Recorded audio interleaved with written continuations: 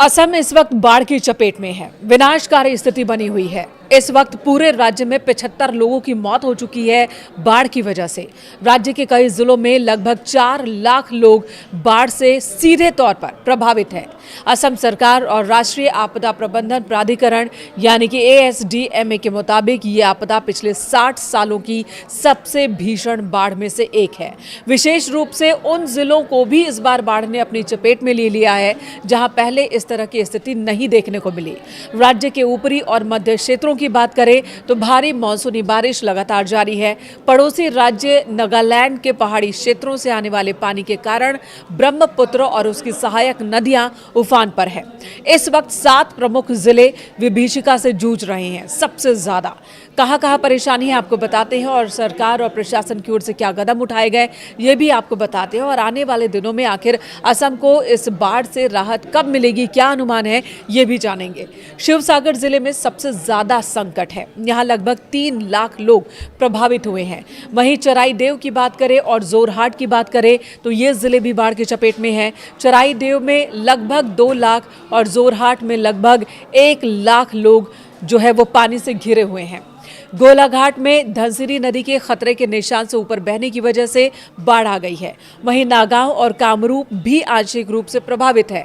असम के बाढ़ प्रभावित क्षेत्रों से आ रही ग्राउंड जीरो की तस्वीरें और वीडियोस बहुत ज्यादा डराने वाली और दिल को झकझोर देने वाले हैं।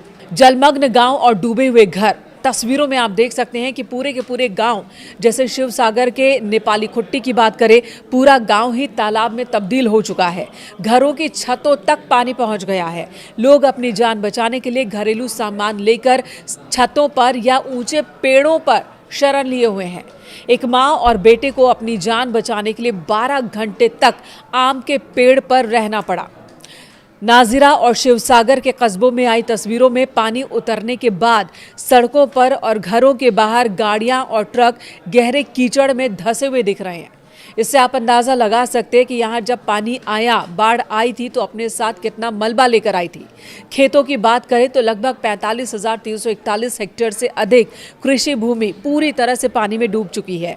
किसानों को बहुत ज्यादा नुकसान हुआ है। खड़ी फसल बर्बाद हो गई। सड़कों के किनारे और पानी में तैरते मृत मवेशियों को भी आप देख सकते हैं। कई ऐसे वीडियोज वायरल हो रहे हैं।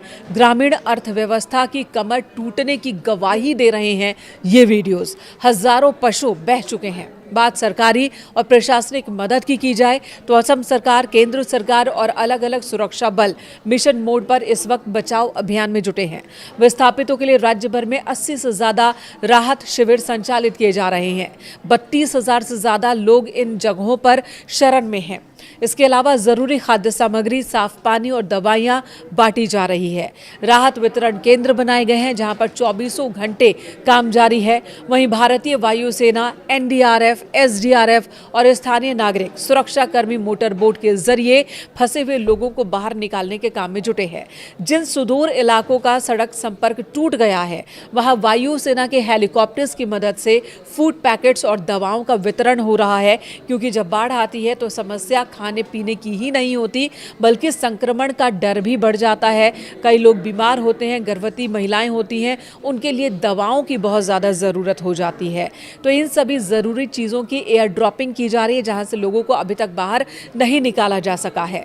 मुख्यमंत्री हेमंता बिस्वा शर्मा के निर्देश पर प्रभावित क्षेत्रों में बिजली ग्रिड्स को ठीक करने का काम चल रहा है ताकि संचार व्यवस्था को बहाल किया जा सके और जो लोग अपनों के बारे में जानकारी लेना चाहते हैं उनका संपर्क टूटे ना। राज्य सरकार ने एक व्यापक पुनर्वास और आर्थिक सहायता पैकेज की घोषणा की है। बाढ़ और भूस्खलन में जान गंवाने वालों के परिजनों को कुल 9 लाख रुपए की अनुग्रह राशि दी जाएगी। इसमें 4 लाख अनुग्रह राशि है, यानी कि आपदा के वक्त में हताहतों के परिजनों को मिलते हैं, और 5 लाख रुपए मुख्यमंत्री राहत कोष से दिए जा रहे हैं। इसके अलावा पोस्टमार्टम की अनिवार्यता भी खत्म कर दी गई है ताकि जो परिवार है पीड़ित, उन्हें तुरंत मदद मिल सके, उन्हें परेशान ना होना पड़े।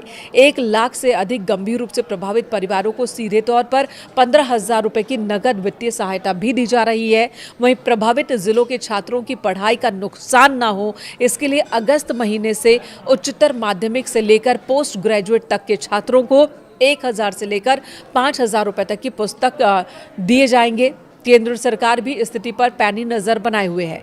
एक वीडियो सोशल मीडिया पर वायरल है जिसमें एक बच्ची सड़क किनारे अपने किताबों को सुखा रही है जो बाढ़ में भीग गए और इसी वीडियोस पर सबका ध्यान आया। इधर सरकार ने भी कहा है कि जिन भी बच्चों की किताबें बाढ़ की वजह से बह गई हैं या फट गई हैं, गल गई हैं, नुकसान हुआ है, तो सरकार की ओर से उन्हें मुफ्त में किताबें उपलब्ध करवाई जाएंगी।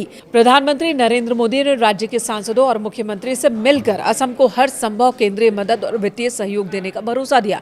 हालांकि कुछ इलाकों में पानी धीरे धीरे अब कम होने लगा है, लेकिन महामारी फैलने का खतरा और विस्थापितों के पुनर्वास की प्रशासन के सामने एक बड़ी चुनौती है, जिसकी व्यवस्था करनी होगी प्रशासन को और आने वाले दिनों में त्वरित गति से इस पर काम करने की जरूरत है।